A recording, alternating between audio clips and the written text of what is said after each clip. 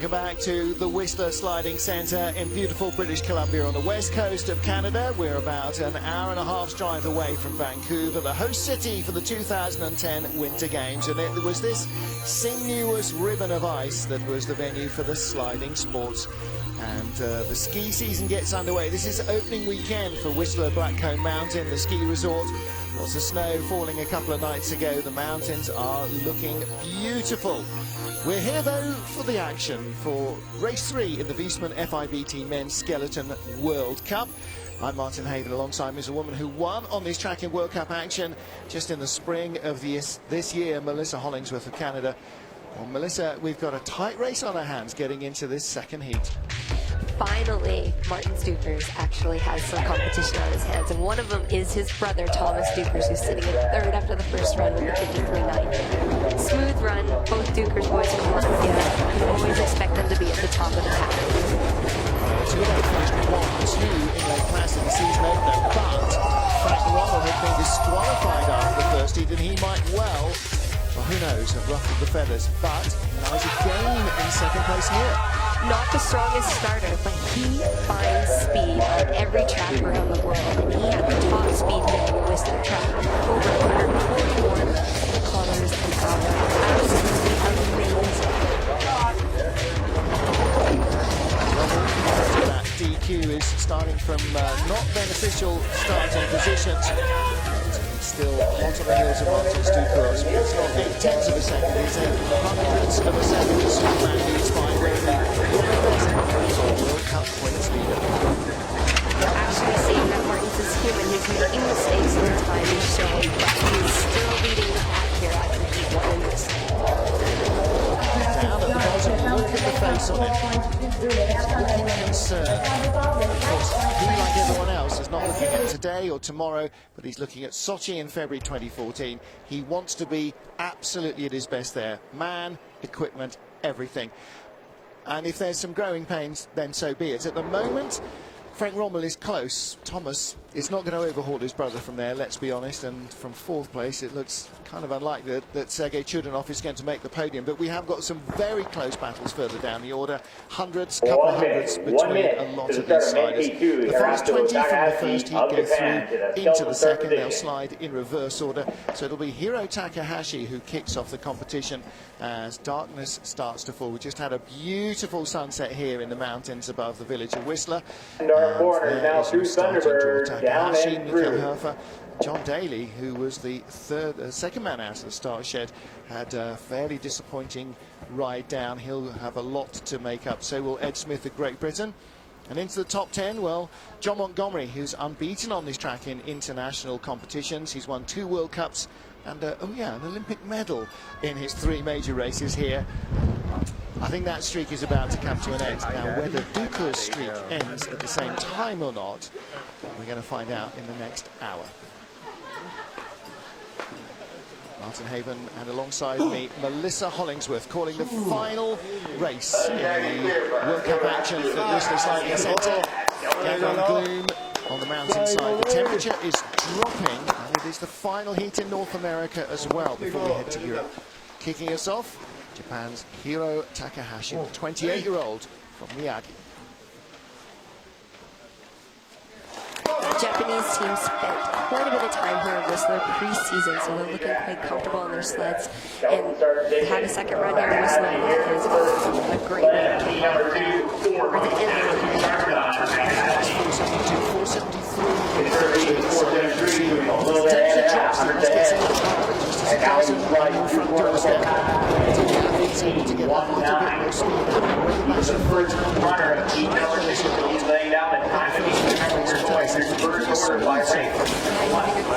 So far last year at the World Cup, the Japanese athletes had some helter-skelters to run where they're dropping the barriers and dropping control and confidence. That's so key in this confidence getting out a track like Whistler where you're approaching speeds of 100. 76 miles an hour, the second speed track, 74.4 miles an hour, 135 through the third track, and they're still accelerating there below that speed track through Thunderbird, the final corner. 54.81, slide 1200s of a second faster than his first run. It was tidier, definitely think that there's a potential the track could get quicker. It's very humid though, and as the temperature drops, maybe there'll just be a little bit of frosting. We'll have to wait and see. Takahashi has the lead of the race. Of course, he's the only slider to have completed the second heat yet. Let's have a look whether Michael Hofer can catch him. What about being first on the ice, Melissa? In the first heat, we saw both Kyle Tress and John Daly really suffering because they were first on the ice, and they were the ones that discovered that the grooves were sending you off to the left-hand wall. In the second heat, potential for the same problem, I suppose. Yeah, there can be some advantages and disadvantages, of course. Advantages being that, you know what, you're not distracted by anybody else's times, and it's just you and your sled and the track. But then again, you can also be distracted by other things that are happening and not be quite on your game. We saw the all-up racing sled, 115 kilos. That's about 235 pounds, of which about 35 pounds is the sled itself. The rest is the athlete. 4.79 getaway for Hofer. Here's the 54.85 beat that. Currently let's veer off to the left and the right, and right away that makes for a quite unfair race if you're hitting. Attention all spectators, please make sure the flag is off the standard. No flag Takahashi just 400ths of a second faster than he was.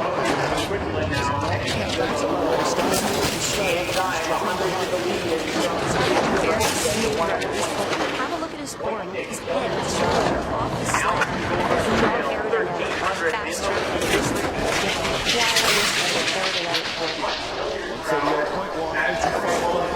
miles an hour as he comes across the line, quarter of a second up, tied the second heat. Now it's worth pointing out that they don't spend endless hours sliding down this track in training. 6 runs is all you get. That's 6 55-second runs, and then you get into the race where you just have 2 chances to get it right. This is like alpine skiing, like the GS or the Super G. You can't make a mistake. Goes into Thunderbird. Corner takes him quite high, he dips low. That's what we're trying to do, is manipulate the sled, those oscillations, even it out. There's a pretty big hit here. You can see his shoulders overhanging on the bumpers, and that's going to definitely leave a mark on his shoulder. Well, often you call it a tap or a brush with a wall, but at 84 miles an hour, I'd say hit would be about the right word. John Daly of the USA.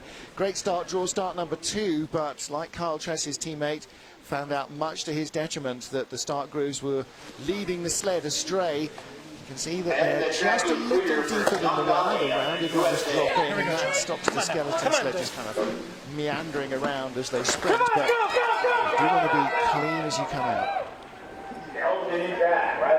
He's possessed of a very quick start, John. 4.68, that's another quick getaway. That matches his first start. Very disappointing first run. Especially coming off of a great race in late last year. Finish he needs to be great drops out of corner 6 in the second.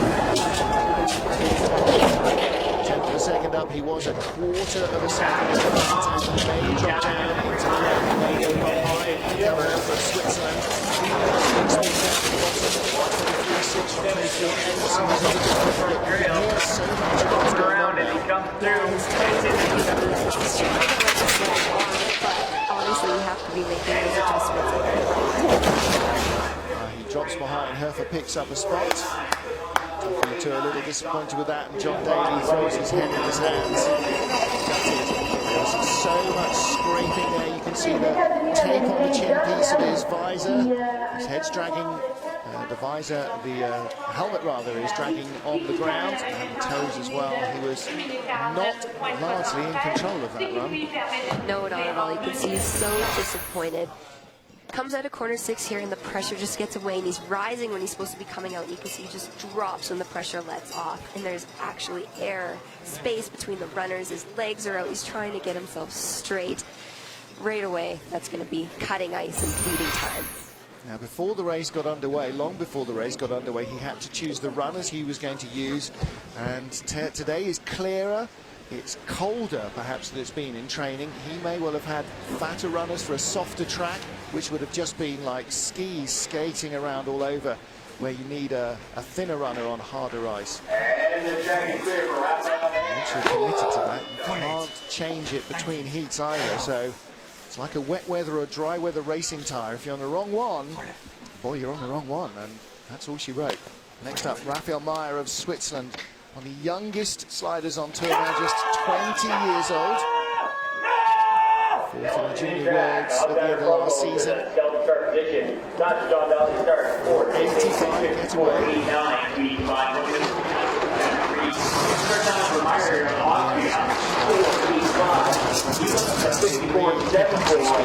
To maintain his place or move up. Halfway, and now dead even.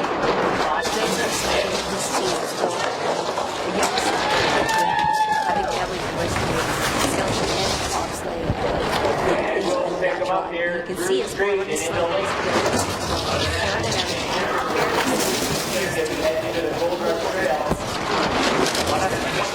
For the Austrian bobsled team, 1:24.0. Good speed.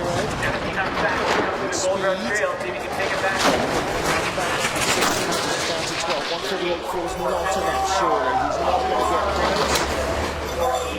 1400s behind. Not quite enough for Raphael Meyer. Austrian slider who now pinches the team. And again, another slider who comes down here disappointed with himself. Listen, 16 corners, 16 opportunities to make an error, and you know, so many of these are corners that really can catch you out. Yes, and when you're traveling at a high speed where you're approaching 140 kilometers an hour, a small movement, and if you make the wrong movement, it's huge consequences. Right here, you can see how late he's going into Thunderbird. That's as late as possible. He's panicking right now. He knows he needs to be on the other side. Right up to the roof. He throws his toe down like an anchor, skids his sled. And again, this is an uphill corner, so that's why we're not seeing the time relate to the speed he had going into that corner. Effectively putting the brakes on there, and that dropped him down the order. The race is still being led by Nico Hofer of Switzerland. Next up, Alexander Krökel. Well, to compare and contrast, Hofer started 26th of our 27 sleds.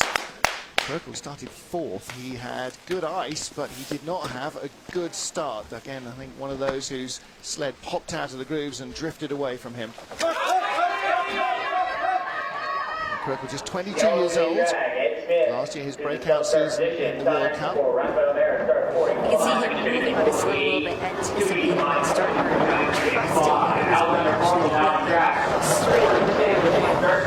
That's the kind of any type of pressure that you're putting in on the sled. That's work. That's really innovation on the sled. Build on that as he jumps through 6 and Better start in terms of we'll have intermediate time. second, the silver medal in Park City, Utah. 5 up now. Should start to accelerate the race. 1400s in front.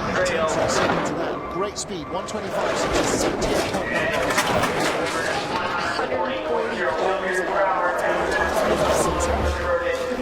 87 miles an hour in Old Money, 53.96 is his slide, 54.75 his first. No wonder he's much happier with that. That's 0.8 of a second quicker. Well, that's like somebody else did the driving the first round. Well, I remember him having some problems in corner 4 in his first run, and it is a domino effect. So he's much more comfortable here. You can see him. He's anticipating which way is it going to go. Is it going to pull right? Is it going to pull left? You see his head moving a little bit, but he handles it tremendously and gets a clean start in corner 1. You know, the granddaddy of German sliding now, Frank Rommel, a mere 28 years old, but these two young guys, Alex Krökel, 22, and Christopher Grother, the rookie, just 20 years old, certainly hot on his heels. Germany have got a lot of strength in depth, and so too have Great Britain. Ed Smith and Dave Swift both making their World Cup debuts this season. Swift didn't make the heat, but despite a couple of wild moments, Ed Smith did. 15th after the first heat. Again, a really quick start. 5th in the first heat. Let's see if he can outdo himself. 4.65 heat 1. 465 in heat 2. Well, the start is certainly giving up as much speed as it did in the first. He's talking ahead of the race today. He was getting 6'5". Looking for a 53 wasn't necessarily feeling like he had a lot of confidence being his first trip down the Whistler Intermediate time 16.15. Responded well to the primary functions by bringing cadence to these last week, so we've got to talk very nicely about him. Dropping a little behind now, Alex Croker. One experience going ahead, very high there. Hanging on to 13 there a little bit. Fantastic speed is about 6 kilometers per second. See, it was a much wilder ride, 54.97. In fact, that was slower than his first heat, whereas Alex Croker went 8 tenths quicker. So they're finding more things on the second heats that he will need to come and correct. Not tomorrow, not next week, not next month, but next year. It'll be another season before, in fact, if we alternate with Calgary, it might be 2 years before he sees this track. You see the pressure just gets away when it lets off. He just drops out of that corner. It's corner 11 into 12. Head first Ed living up to his name. Getting the head first down the track rush that all the sliders do.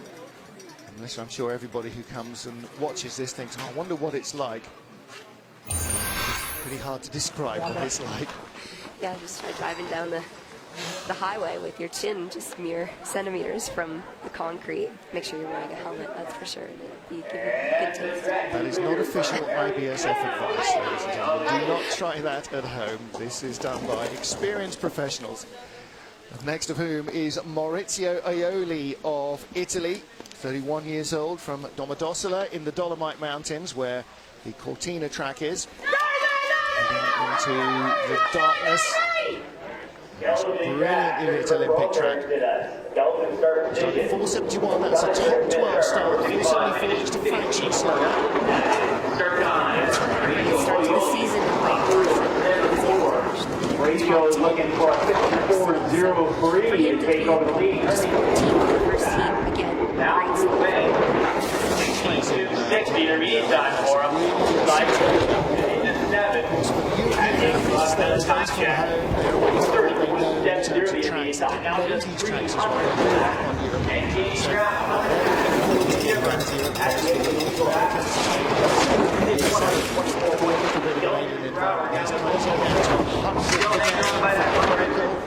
Good run.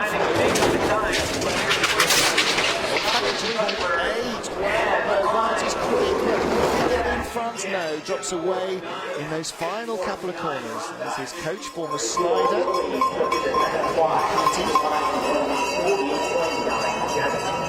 Very close till Thunderbird. He slips into second place. Will be top 15 position guaranteed, better than 21st last week in Park City.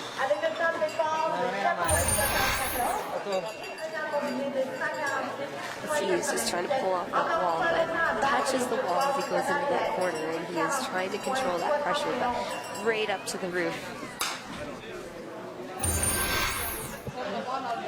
There is Maurizio Aioli in second place. Alexander Krökel, top of the leaderboard there in the bracket back of your shot. And here is his young rookie teammate, Christopher Grother, making his World Cup debut some way from home. Lake Placid, Park City, Utah. Now Whistler in British Columbia. Also goes to better known tracks when we head to Europe. 2 weeks from now we'll be in Winterberg, Germany, and the girl in the white hat there, Anja Huber, with her teammate Marion Thies, who claimed victory in yesterday's women's race, will be looking towards the medals. Something that I'm sure Grother with hungry eyes. 467 times his first heat start time was very consistent. This Whistler started with It's real forward, take the lead. One of the reasons why he's in this German team is the top 6 or 7 starters in the world. He's been here for 3 weeks. Race leader still 600 to the second. This is not much going on. This sled is very long. His body is hearing a little bit of noise from his toes because he's using to stand his toes while it's the gap came down to 300s and about 1100s behind. He hasn't got the speed of Kirkle towards the line. 54.35. Well, that's 3/10 better than his first round. And again, his first round was trip 7 down the hill, and this is trip 8 down the hill in his life. So, you know, just a phenomenal amount of extra data being added every single run. This goes to show the depth of the German sliding program, not just with skeleton, luge, bobsleigh. You're always seeing names, new names every year in the World Cup team. So 20-year-old Christopher Groothaar learning by the meter. It's a good line through there. You can see pretty much keeping it as flat as he can. But by that stage, he had lost speed to challenge Alexander Krökel for the lead. Maurizio Ioli, top speed equal with Krökel, lies in second place. There's Christopher Groothaar. And next up at the top of the ice, start drill number 5 for Matt Antoine. And not one of the 3 US athletes really having anything to pick out of the bones of Heat 1. The only thing you could say is, well, Heat 2 surely can only get better. There's your race leader, Alexander Krökel of Germany.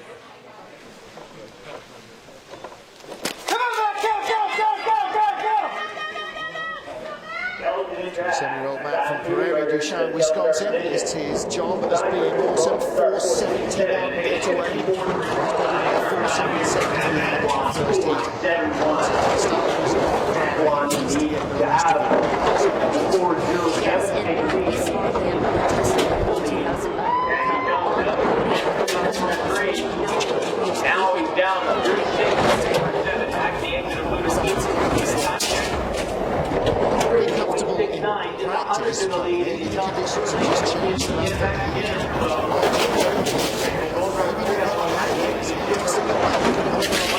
We're used to seeing Antoine start. First seeing Antoine really of the recent knee surgery. Is going to be 2/10 That's his disadvantage. 36.9, 85 miles an hour down towards the bottom of the track. He drops 3 spots. He's in 4th position. 12 still to come. To take away from this, other than I know I can do better than that. Just today, it didn't come. Extreme discipline. This is one of the things about this sport. If you're racing in the NASCAR Sprint Cup, you get 4 hours, 200 miles to get the corners right. One wrong corner isn't necessarily going to cost you a spot or a race. Here, you get less than 2 miles of ice.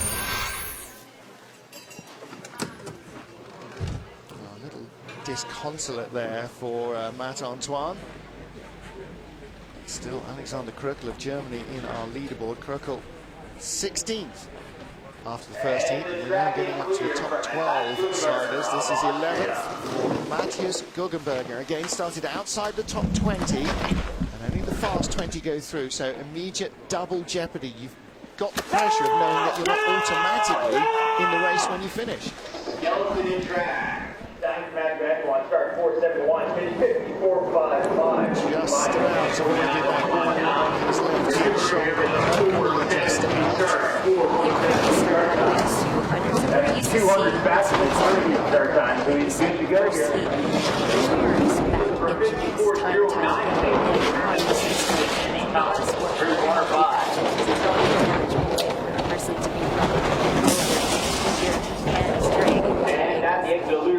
This time his injury was just shutting the car door as it's that was just 4 weeks out from the season. 1100s behind Alexander Krökel. Shows that if you run Krökel laid down, not finding the speed of the German under 125, under 140 kilometers an hour as well. Still motoring through the finish line at over 85 miles an hour, but Krökel leads. Down into 4th place goes Matthias Guggenberger. Now, is the track changing? I wonder. We're seeing a few sliders who are kind of fringes in the top 10 coming off the track looking very unhappy. It's They can't control their sleds. That ice could definitely be changing slightly, and that also comes down to the runner choices that each athlete has made, and perhaps Krokel's choice has helped him in the second heat. 54.46 was quicker than his first heat by 1600ths of a second, but there he is, doesn't exactly look thrilled with that. Krokel, though, what a run he laid down. 53.96 would have left him fourth in the first heat. He leads heat 2, still 10 to go.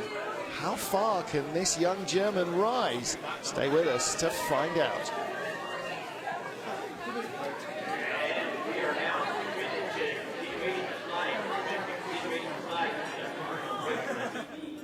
At this time, we'd like to thank some of the sponsors of this event, including Eastman, Omega, the province of British Columbia, Falls Lake Canada Stone, Dow, Resort Quest Whistler, the Municipality of Whistler, Whistler Blackcomb, Own the Podium, Canadian Heritage Sport Canada, Adidas, and this, the Whistler Sliding Center.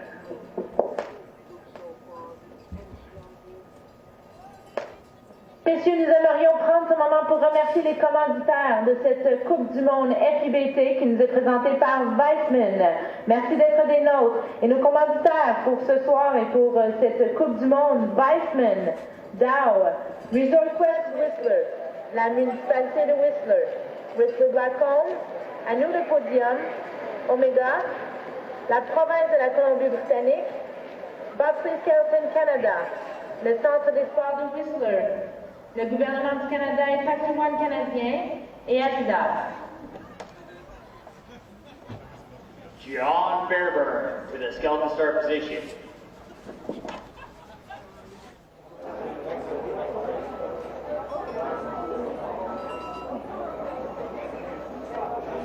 Et John Fairburn qui est en attente. On aimerait demander à tous les spectateurs de l'encourager. Faites du bruit, soyez aussi là.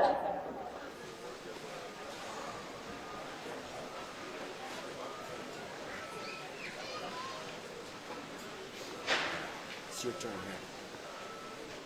Rick, you know how here, Johnny.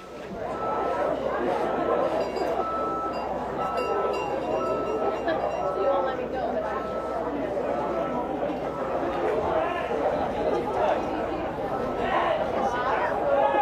The track is clear for John Fairburn of Canada. Welcome back to the Whistler Sliding Centre. Final heat of the North American leg of the FIBT Eastman World Cup. I'm Martin Haven alongside me. Melissa Hollingsworth of Canada with teammate Johnny Fairburn, 10th after the first heat. As he blasts off from the top, 28-year-old, originally from London, Ontario, now lives Calgary, Alberta. Unfortunately, what was a quicker start with his first heat now by 6 minutes, and that's all into the back. Number one, from 54.1, Travis takes the lead. Sliding so well, 6 in training, pretty much every intermediate time. so this slide and seeing what really happens. Have to see how the ice conditions make this one is set here by the German leader box. 1600 time on Alexander Krokel from the start down to 500ths of a second. 95.6 there. Johnny Fairburn right on his heels. That's coming a little wider now. km per hour. No, only 86, not 86 and a half miles an hour. Hitting the wall, follows the finish line. He goes behind by 300ths of a second. Well, it was a much better slide from John Fairburn. 54.20, that's 3400ths, a full third of a second quicker. Not enough to keep him in the top 10. Really goes to show how great Krokel's second run was. Disappointing for Fairburn, of course. For Canada, we need top 6 placings for Olympic qualifiers, because it's really counted on that happening here today. He did not have the same speed as Krokel here in Thunderbird. Handled this line perfectly going into corner 16. Wonderful form, but it just wasn't enough speed for him today. 11th in Lake Placid, 10th last week in Park City. This is going to be likely an 11th place finish, and as you say, the opportunity to get in amongst the top 6 and close to the medals has escaped him, and he's very unhappy. He's not the only one. There's a lot of unhappy sliders at the bottom of the track. A lot of people expected more and found less. What about Ben Sanford? Now, this rangy athlete from New Zealand, 9th after the first heat. There is Alexander Krökel, your race leader. Sanford, 33-year-old from Rotorua, 3rd in the World Championships Inlet Classic. A great result for him, and we're going to build on that as we head to his favourite track for the world, and that will be St-Moritz in 483 gets away. Not the fastest distance, but it's over the start where he works his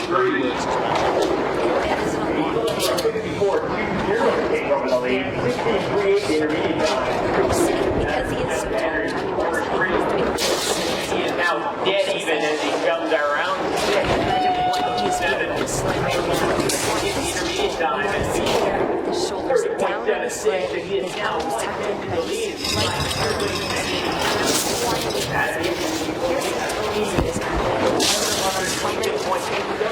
good speed. 78.5. He's accelerating away.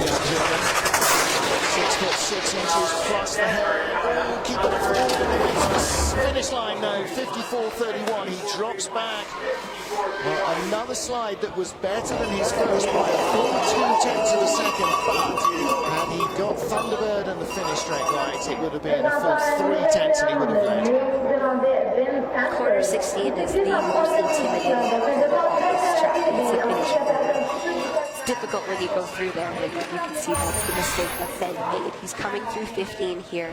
He panics slightly on this pressure. Watch him.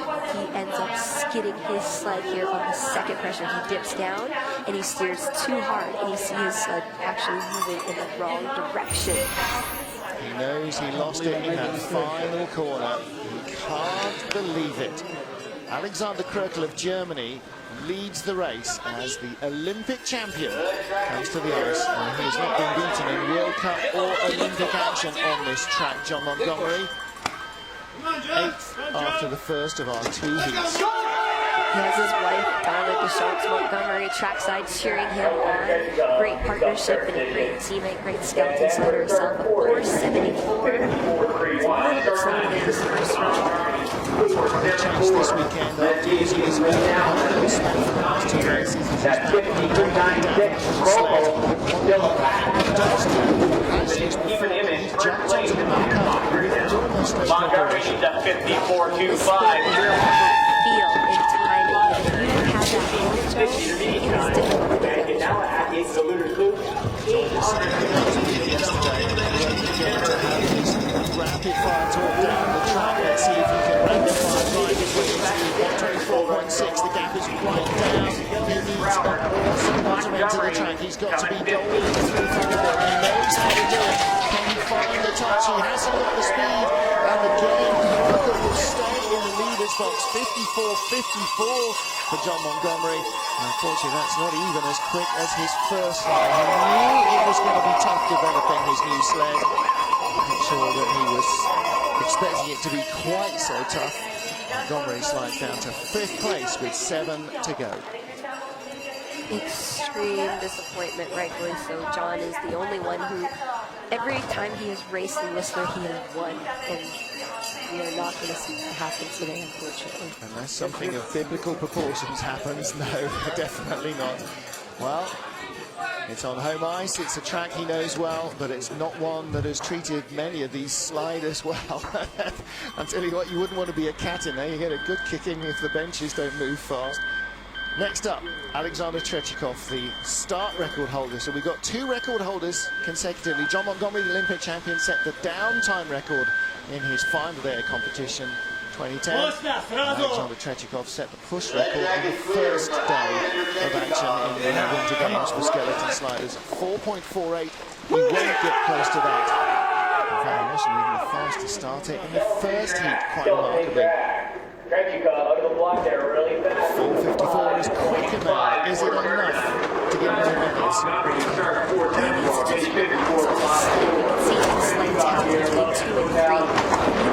A good time and pretty over the leader box.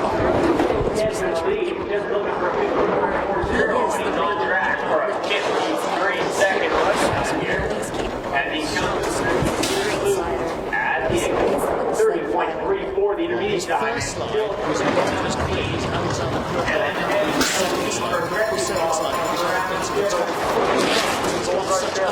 massive advantage. Look at the speed. 25.6. That's as quick as we've seen in this hit. He is going to take the lead away unless he rolls it out of the final corner, which he doesn't. The speed out of Thunderbird. The gap could have gone up to 8, 9 tenths. It didn't. It came down, but he still has the lead. Coach Schneider looking pretty happy with that. He opened up a big advantage. He went 2 tenths quicker almost than Alexander Krökel on that second run. His first run was the one that let him down, so the run stops there for Alex Krökel. Watch his start technique. This is what everybody has their video analysis up against this man. He owns most of the start records all over the world. Well, he doesn't seem to be doing anything that much different, and that must make it hard to try and replicate. He's just got those fast twitch fibers that do what they do. So Alexander Tretiakov leads, 6 to go. And he was 500s behind this man, Eric Nielsen, the top Canadian. Let's hope the benches don't get another kicking after this. You can see the Movember tash on the helmet's been worn away by the ice. Duff Gibson behind the coach and Kelly Forbes overseeing as well at the start. South Institute of Technology building these sleds.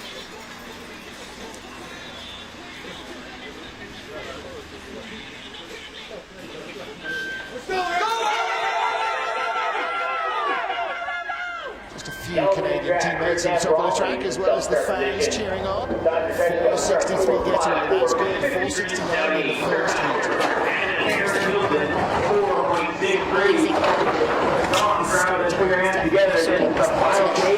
Him and Whistler have a love-hate type relationship. He is capable of obviously his top 6 here coming into this race. He's smooth, clean lines We'll get a time check.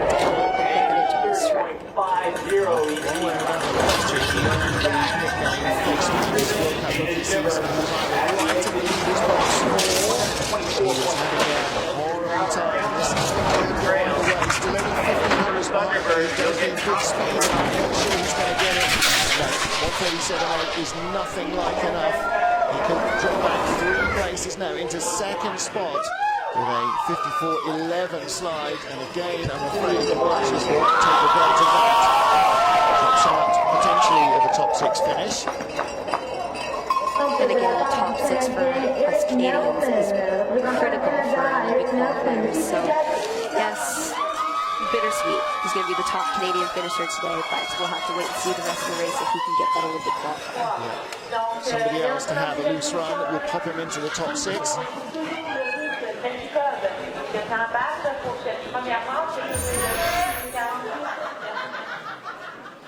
There's so much G-force going into Thunderbird. You could see his face was just buried into the ice.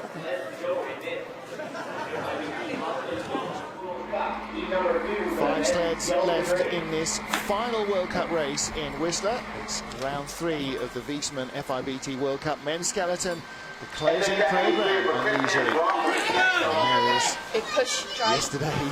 one of yesterday's athletes laying the sled down, Kristen Bromley and his partner Shelley Rudman working together as a team here. 4.79 start. Kristen and Shelley, both pre-season training in Lillehammer in Norway, pulled hamstrings and are both trying to recover their speed from that. 4.75 is 400 faster,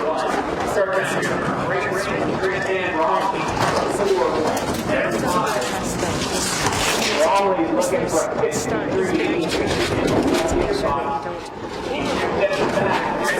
had a blazing second heat, as did Alabama. Here to stay in front of Alexander Tretiakov, 2700ths of a second behind. 3500s back. This might be salvation for Eric Nielsen at the expense of Kristen Bromley. He's only in third spot at the moment. 125.4. Good speed. Tretiakov for the fastest at 125.6. Anywhere near the leader. No, he's drifting even further away. Needed to be 140s there. Far too much work going on, and into the top half dozen goes Eric Nielsen as Kristen Bromley slips to third. 54.30 slide. His first, Melissa Hollingsworth, 54.27. So tiny margins between them. But he didn't find the speed increase that some of the others have. No, he didn't have near as smooth a run here on his second run. You can see kind of drops out of that corner. His legs are out. He's got that toe hard. And that's a severe skid that he has in corner 12. You can see that direction change, and that's just cutting ice and bleeding your time. He and his brother Richard, who's back at home, working on the sleds, working on the runners, on every aspect of the kit. Their aim will be to get it perfect for St. Moritz. Final four sleds. Philly Schneider lies the sled on the ice for Sergei Chudanov of Russia, the top Russian after the first heat. There's your leader, Alexander Tretyakov, his super fast starting teammate. But don't think that Chudanov can't rip off a quick start, because boy, he's among the top 5 or 6 on the planet. He's tracking really well beside his sled. Don't want to see him too far out. A 4.66 that matches his first heat push time. That gives away 10th to his teammate, who is 11 hundredths of a flat, so a slow lead. Chudanov will have to drive this home. 53.89. Back, but that's not insurmountable. Laura Luke. Out of 6. Notice the pressure is on violence and speed at the start gives him extra momentum through the early corners. Now down to third spot. Out of Shimmer. Eric Nielsen picking up places. This might be disappointing in his run. 124.4, that's not enough. He's going to drop further back. He's further behind Romley. Into Thunderbird. 15, gets it sorted out just the 16, but pinballs his way to the line. 6th position, only the 12th fastest run. Well, it was a really great first drive from Sergei Chudanov. Looks like everybody's having one keeper and one to throw away. Unfortunately, you got to keep them both, Mel. Yeah, it's a 2-heat race, and that's what the Whistler track can do to these sliders. Like, his consistency, and that's really tough to do on this technical track. Consistency is the easiest word and the hardest thing in skeleton. Have a look how he comes so into Thunderbird here. And that's just panic. He skids his sled. No pressure anymore. He's still steering. He almost takes himself right into the wall. And that is ugly, ugly, ugly at over 80 miles an hour for your head to be heading down into the ditch with a concrete wall at the bottom. Not good. Wow. 3 to go, and Alexander Tretyakov is still in the leader's box. He has had 2 bronze medal finishes so far this season. Thomas Ducours, 2nd in Lake Placid, 4th in Park City. He lies 3rd here. He is nearly 3/10 behind his brother, who was our first heat leader.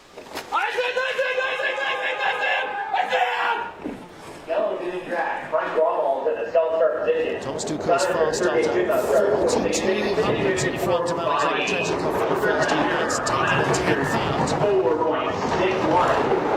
First heat starts with a 4.16 with 4 track here, and he's up by 3 Close to 68. 1.9 to jump into that leader box. 38 he's undone some of the deficit to Tretyakov from start velocity. Think about the Ducours brothers, they run fast, but they get so much energy into that sled. Now he is pulling away from the Russian. We'll see 125, maybe 126 kilometers an hour here.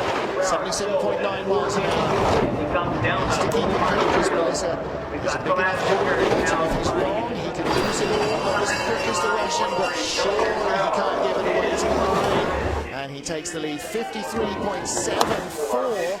That would have left him 400ths behind Frank Romley. Only 800ths off the lead in the first heat. A much better run from Thomas Ducours to claim a medal for the 2nd time this season. It's like the Latvian fans up there on the sidelines. Latvia's Barmy Army seem to travel everywhere. Thomas has great form. He was so smooth on the track too, just absorbing all the vibrations. Latvia, of course, one of the Caucasus nations, a tiny nation, punching way above their weights. This is the equivalent of having maybe a Pittsburgh national team or something in terms of the population you've got to draw from. They have heritage, they have a track, they have a passion for it. even their passionate ice hockey fans have noticed skeleton sliding. Well, now we get into the battle for gold. No question about this. Two sliders separated by 800s. It is about two men.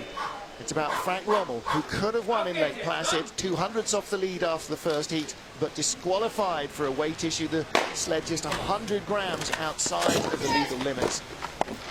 Now, can he overturn Martin Stukur's first round lead? To win. Frank is not known for his start, as we'll see. He was 19th ranked in his first run. 468, that is the easy start for Frank. He was 476 for Fastest start in the second heat from 19th fastest in the first heat. That's what 800ths of a second difference makes. That could give him a chance Get a good run here and try and leave himself in. It's not about Dukur's team. It's about Dukur's air who follows. It's about Martin's. As he crashed in Koenigsegg last fall, Martin's Dukur's didn't beat in a race. He's the closest. 4/10 up. Thomas plays wild and the speed is not great. Entering the gold record trail. The speed is not good enough. That's not going to give him a gold medal unless Martin Stukur's really gives it away. He's in front of Thomas Stukur's. He has the lead of the race, but is that enough, Melissa Hollingsworth? I don't know. He's got great time at the bottom, but just the speed, I worry. Well, we know that the track has definitely sped up, and it all comes down to one man. It seems to be at the top here. Yeah. A couple of wild moments from Frank Rommel.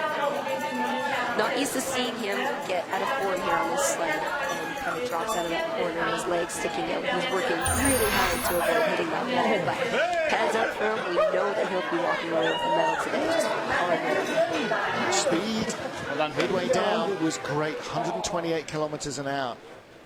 Can Martin Stukur's keep his winning streak alive? Been on for a season since he gave best to anybody. There's your race leader, Frank Rommel. Martin Stukur's Superman from Latvia, 28 years old. He's the reigning world champion, World Cup champion, and European champion. Took the silver medal in the Olympic Games here. So he knows how to race this track.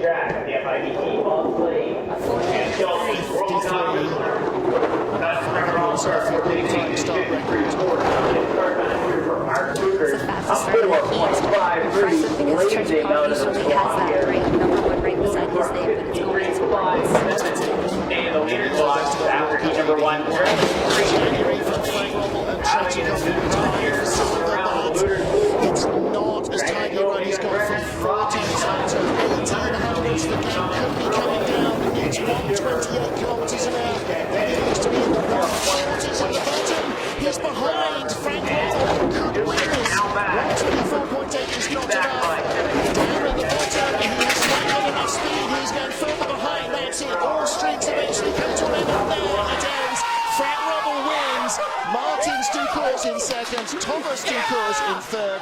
And Alexander Tretyakov was there, daring not to breathe either with Frank Rommel. Silver medal for Martin Stukur's, the World Cup points leader, and victory in a straight fight. This is the second time this year that Rommel has got right up to Martin Stukur's, and barring a weight issue in Lake Placid, who knows, he might have beaten him there as well. Wow. Well, it's not the end of a dynasty, it's not the end of an era, it's just the end of a drought for Frank Rommel, the end of a streak for Martin Stukur's. Statisticians, you can start again at 0. And this is where it all fell apart for Martins out of quarter 6, just dropping out. He had too much height on the exit. Loses his speed, his toe comes out, and from there on, he lost to Frank right there. That corner was the moment that Martin Stukur's finally became human again. Frank Rommel, your race winner. World Cup number 3 here in Whistler, Canada. Danke für die Unterstützung daheim. Ich freue mich auf daheim. Indeed. Well, congratulations indeed to him and to Martins and Thomas Stukur's. Let's not forget that although Martins didn't win the race, he still takes the silver medal ahead of brother Thomas. Latvians again on the podium. That's the second time the brothers have been on the podium in 3 World Cup starts this year. Frank Rommel, well, his season reads disqualified, 5th, 1st. That's a bit of a meteoric rise from the depths of disappointment in Lake Placid. And Melissa, here is how it went. With a good start, an improved start, really took the game to Ducos. Yes, for Rommel to have a top 10 start, that's what he needs, because he obviously has the driving, he has the equipment on his side. So just a fantastic race for Frank today. We may well see a few Canadians down in the celebration class at the bottom of the town tonight. We'll see Frank Rommel among them as well. Well, it's taken a time to come for Rommel. He got very close in the first heat in Lake Placid, and here in the second heat in Whistler, he overhauls Martins Ducos. Ducos didn't quite get the run he needed to hold on to his first round advantage. It's gold for Frank Rommel of Germany, silver and bronze for Latvia ahead of Alexander Tretiakov. Top 5 finish for Eric Nielsen, and Christian Bromley rounds out the top half dozen. There are the rest of your top 20 finishers. 2-minute break, 3-minute break.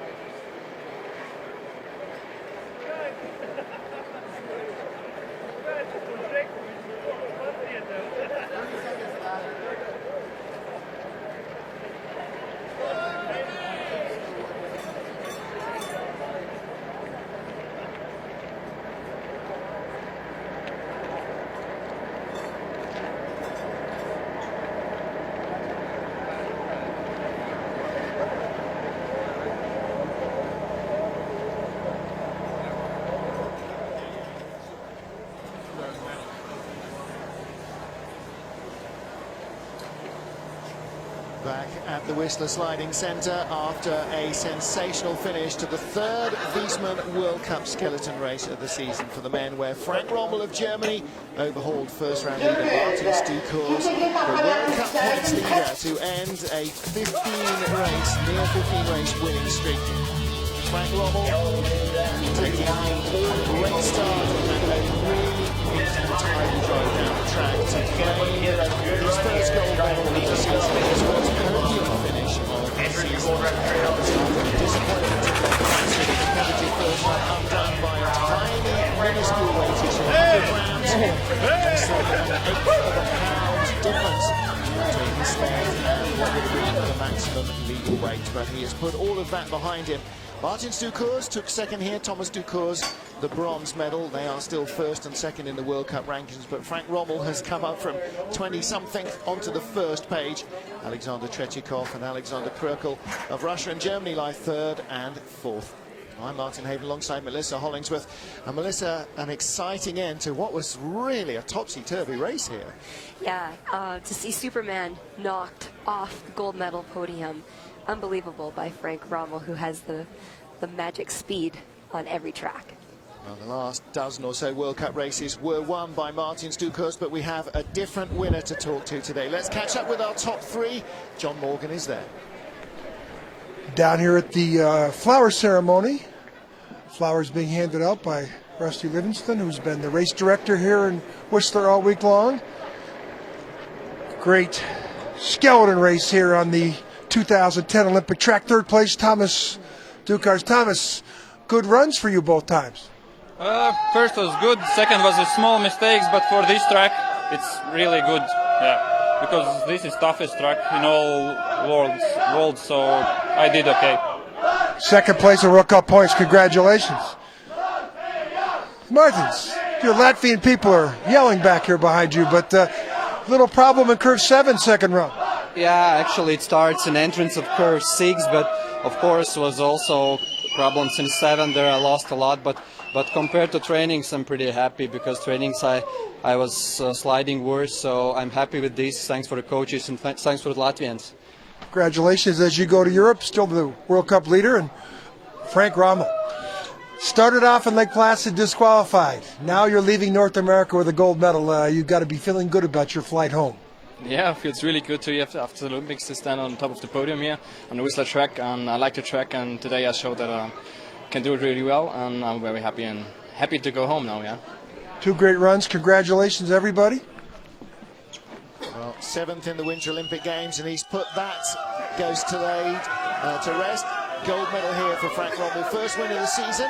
Martins and Thomas Dukars still the top 2 in the World Cup rankings, but I think we may see those gaps starting to close when we head to Winterberg in Germany in a fortnight from now. Now, my thanks to you for joining us here in Whistler for 2 days of fantastic track action. Thanks to John Montgomery, thanks to Helen Upton, and thanks, of course, to my broadcast partner for this men's race, Melissa Hollingsworth. Thank you, too, for the track workers who've done such sterling work, and all the TV crew on location here in the North American swing. We'll miss you guys when we head back to Europe. Join us for all the action a fortnight from now in Winterberg, Germany. Till then, from Martin Haven, goodbye.